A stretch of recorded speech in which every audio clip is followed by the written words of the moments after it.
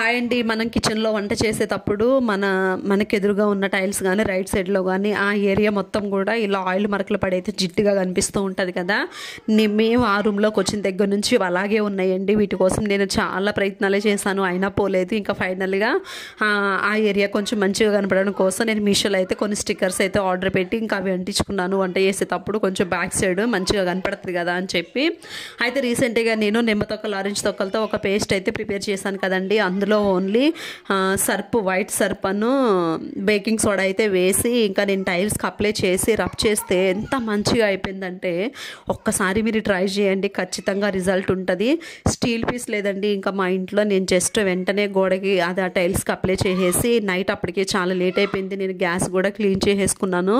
నాకు ఎందుకో లోపలికి వెళ్ళినప్పుడు అది గుర్తొచ్చింది, సర్లే అని చెప్పి ఇంకా క్లీన్ చేశాను అనమాట. స్టీల్ పీస్ ఉంటే ఈ పేస్ట్ని అప్లై చేసి ఒక 5 మినిట్స్ 10 మినిట్స్ అలా వదిలేసి తర్వాత రబ్ చేసి చూడండి ఎంత మంచిగా అవుతుందో. చాలా అంటే చాలా బాగా వర్క్ అయింది.